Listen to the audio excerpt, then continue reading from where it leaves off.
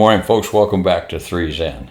Nice rainy Sunday morning here in Anna, Ohio, and I'm loving it. With a newly planted lawn, we can use all the rain that God's willing to give us. So, that being said, there are those days when Andy Rooney walks through my mind. God, I used to love his Sunday morning presentations. He really spoke to me. And the other day I was driving from here to there because I was in the truck. I had to be going somewhere because I was behind the wheel. Anyway, can't tell you where I was going. But I heard Andy come into my mind, and he kind of said, "Bob, you need to tell them about the t-shirts." He says, "That is just unbelievable." So the more I thought about it, I thought Andy's got a point. Who would have ever thought that t-shirts could become such an issue in the United States Air Force? I never did, but it did on a couple occasions. The first surfaced in my career, the first issue surfaced right after I graduated from pilot training. Now, as I've mentioned before, our class, 7107 at Randolph Air Force Base, was raised under the philosophy of the esprit de corps. And my gosh, did we have spirit. That was a great group of guys, and we bonded together, and we just really enjoyed the program for the most part. At any rate, early on, we decided we would distinguish ourselves from the other classes by wearing powder blue t-shirts under our flight suits.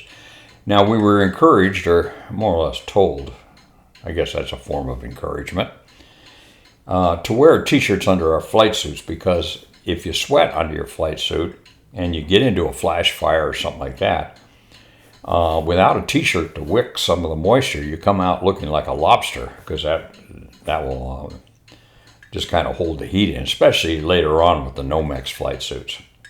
So we would wear t-shirts, and like I said, our class chose to wear these powder blue t-shirts. Well, it didn't take me long to learn that those powder blue t-shirts weren't really looked upon with favor out in the real Air Force.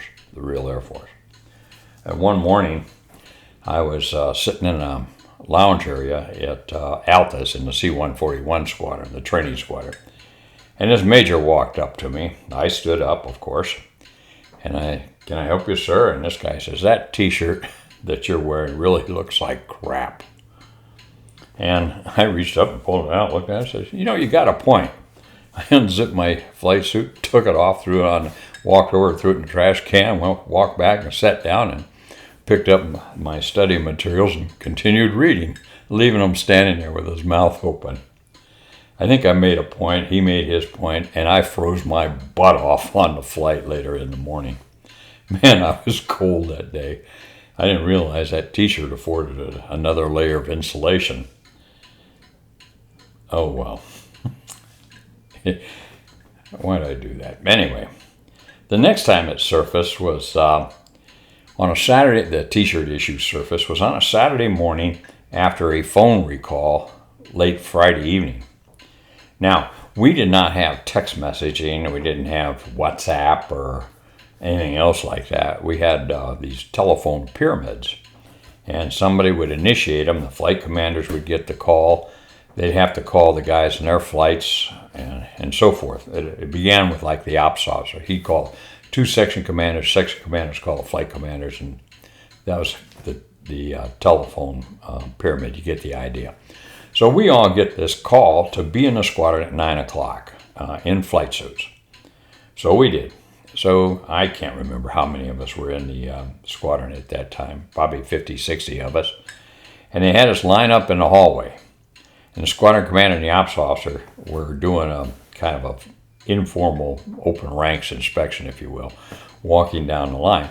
And anybody that was wearing a high neck t-shirt kind of got fanged for it. And what the deal was some general or colonel's wife was down in the Auger Inn the night before. She saw a bunch of guys wearing the crew neck t-shirts under their flight suits, and she thought it was hideous to see those white t-shirts. We didn't even have the camel ones or the green ones in those days.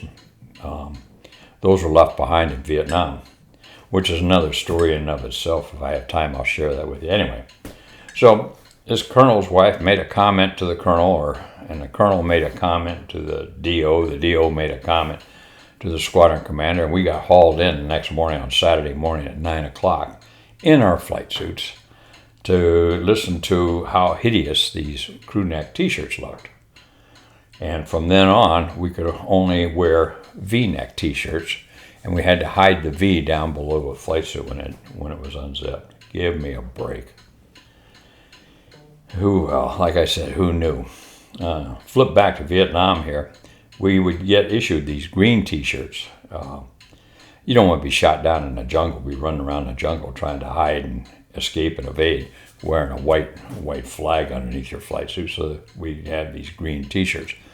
Now, those were hard to come by because the Thai, I was in Thailand, because the Thai lawn boys like wearing them. Why not?